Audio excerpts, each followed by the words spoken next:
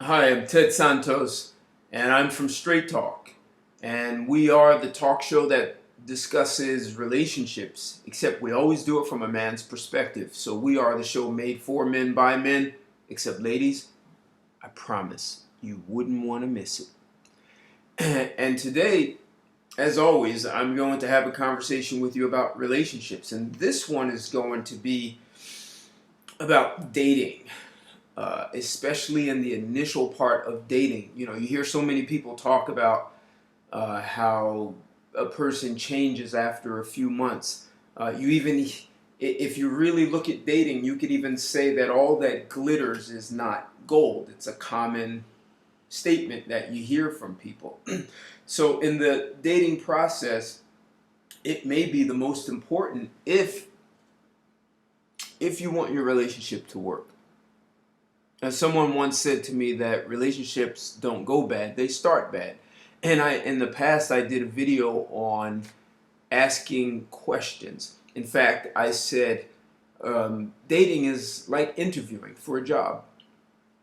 And if you look at a relationship as hiring someone in the same way you hire someone for a company, then you understand that you're hiring someone to be in your life. I mean, there's I hate to make it sound crude, but it's like someone's providing a service to you. It's not that their job is to make you happy. Happiness is something you bring to the table. No one can make you happy, just like no one can make you sad. So you're hiring someone to engage you and share your life with them and brainstorm and be your partner and someone to share your happiness with. So to find the right person, you really have to know what questions to ask. And before you can even ask a simple question, you really have to know yourself. I mean, if you don't know yourself, how will you even know if someone's compatible with you? So, investing in knowing yourself becomes absolutely essential before you even start dating. So, knowing yourself, know someone can't make you happy, understand that the way our dating paradigm exists, that people often send what I hear is a representative, and the representative knows all the right things to say, they do all the good things, they put their best foot forward. Except the crazy thing is, people say, well, I just want you to accept me as me. Yet the person they send out is not really the full-time them, it's the part-time them.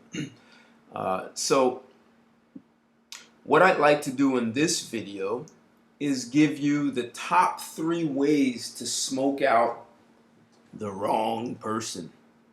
How do you know you're dating the wrong person? How do you know you should be committing your time? And as a man, we commit not only time, which is valuable, we commit resources, our capital. So how do you get someone to show you who they are so that you can just like sort of cut right through and get past the representative, like the secretary in an office who guards the CEO? You want to get past that person, the gatekeeper, the representative, and get to the real person.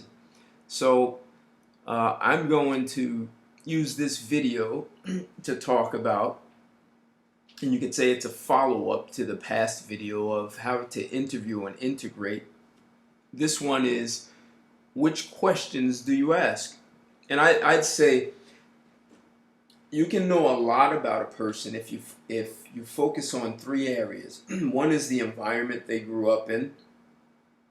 2 is you want to ask some questions about their past relationships and how things went. And 3, you definitely want to know how the person develops themselves, their own personal and self-development outside of a formal education. So if you really want someone to tell you things, you'll also, in addition to knowing yourself, you have to be willing to share things about yourself to the person. So you kind of have to tell on yourself to be able to get someone to tell you about them. And if you look at a relationship as you're inviting someone into your life, well, You're damn right. You have the right to ask questions and really know who they are. So you have a right to ask questions. And when a person answers your questions, they're actually going to tell you a lot about themselves. Uh, just the, you could say there's an art and science to interviewing or even interrogating someone where your demeanor is to keep it light. Uh, you listen for their language, and their responses actually tell you a lot about them. So if you're a person who knows how to make your questions conversational and enjoyment, you can still have a lot of fun and excitement in a relationship, and the person not even know that you're interrogating them. I think women can especially do this if you put that very special feminine touch to it. You can make the person feel very comfortable, especially leaving them feeling like you're really interested in knowing who they are. And it's in your best interest to be interested in them. Unless you're just looking for sex, then that's a whole different, that's a different video. It's not this one. I haven't made that video. How to get sex quickly overnight, I just haven't made that video. So, but if you're really looking for someone to spend time with and share your life with, and you're inviting them into your life, I'm not necessarily saying marriage, but you're interested in getting to know that person and taking it, one step at a time.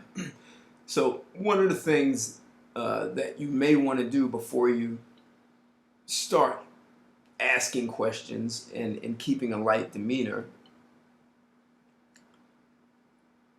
you want to be able to make them feel comfortable. So one way to do that is you acknowledge the person. If they're attractive or they're wearing something nice, if you like the sound in their voice, their hair, you acknowledge the person. You're very beautiful. I think you're very smart. I'd like to really know I find you intriguing. I think you're a very special person. And I don't mean BSing, but you acknowledge the person, and then you can start asking them out of the three things: environment, self-development, and past relationships. So about environment, you want to know what kind of neighborhood did you grow up in, right? So what you really want the person to do is reveal themselves. So like I've got on shades, you want to know who's behind that. So you want to know who's behind the representative. What neighborhood did you grow up in? You'd want to know, did they feel like they fit into their neighborhood? What kind of environment was it? Was it a boring farm? Did you grow up on a farm? Did you grow up in the suburbs, in a city? Was it violent? Tell me some funny stories. What kind of friends did you have? How mischievous were you? You want to understand that environment, and also include in their school and friends and neighborhood. You also want to know about their home life. Two-parent household. Did you grow up in a two-parent household? Was your father there? Who was the breadwinner? Did your mother have to work? Were your parents educated? Was your neighborhood rough? Your parents, how did their parents resolve conflict? Were their parents good at resolving conflict? Did your parents argue in front of you, or did they do things behind closed doors? Did they correct one another in front of you? So these are some of the kinds of things. Even if they grew up in a very diverse neighborhood, was it a majority, like one race? Was it Asian? Was it black, white, mixed? How diverse was it? Were they an athlete? Those are the kinds of things that you like to know about them. So there aren't some questions can be very specific, but part of the specificity of your questions really are somewhat predicated on you knowing yourself and understanding what you're looking for. As I said, if you don't know yourself, it's kind of difficult to know what you're looking for, because you may not even know what's compatible, and you'll end up just fishing. So in addition to environment, you also want to know about their past relationships. How long were their relationships? Did they travel together? Did they live together? Do they have children together? Sometimes people hide their children. Um, Something you want to really know, and it will help you understand them, is what did you do to make your girlfriend or boyfriend feel special? What did they do for you to make you feel special? Why did you like that so much? Did you love this person? Uh, and you want to look at some things that are not so pretty also, which is arguments. Uh, did you all argue a lot near the end? Did you all resolve things? How did you resolve things? Did you feel like you were the one who compromised most of the time?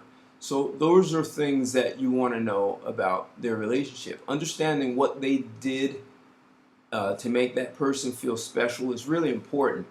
Now, me as a guy, if a woman tells me that she had sex with her husband to make him feel special, and she gives me this long list of things that he did for her, I'm probably not too excited about a woman who believes that sex is some sort of reward, like a carrot on a stick, and if I'm a good boy, I'll have sex with you. I mean, sex is mutual,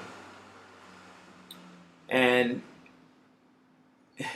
if we're not having sex for mutual enjoyment, our own intimate expression, if it's just something that you do as a reward to me, um,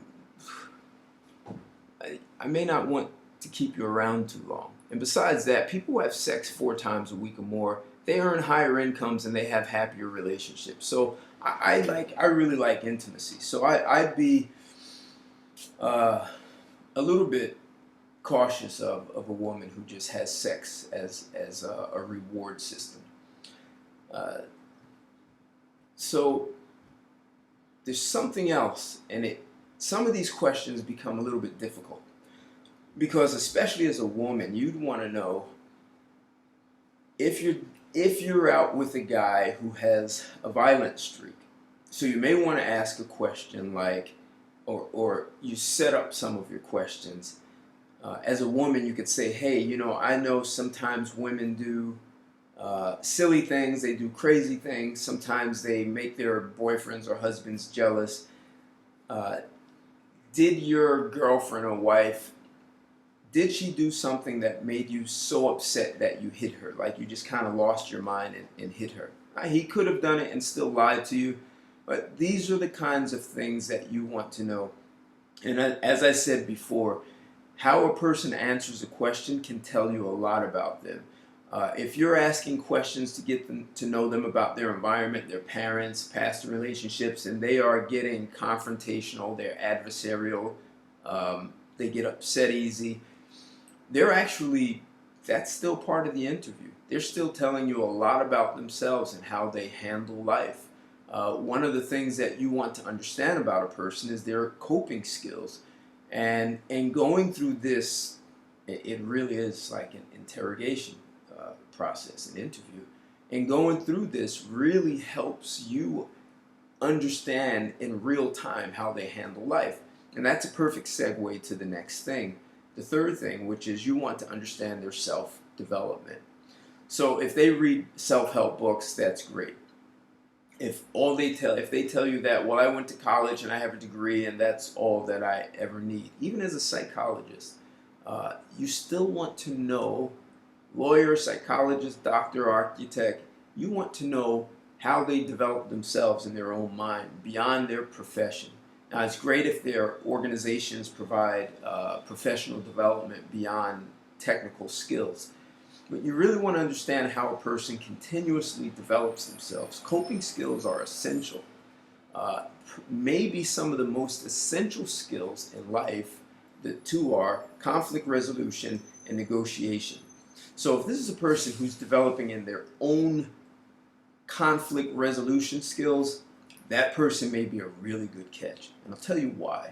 Because if you have great conflict resolution, one thing you learn to do is to be able to manage yourself. And that person is less likely to get out of control and fly off the handle and get upset over little things. They're probably, even when you are having a disagreement, they're probably going to be good about keeping their head and making sure they understand before the conflict gets out of hand. So as a man, I would love to meet a woman who has invested time and her own money or even her company's money in conflict resolution skills.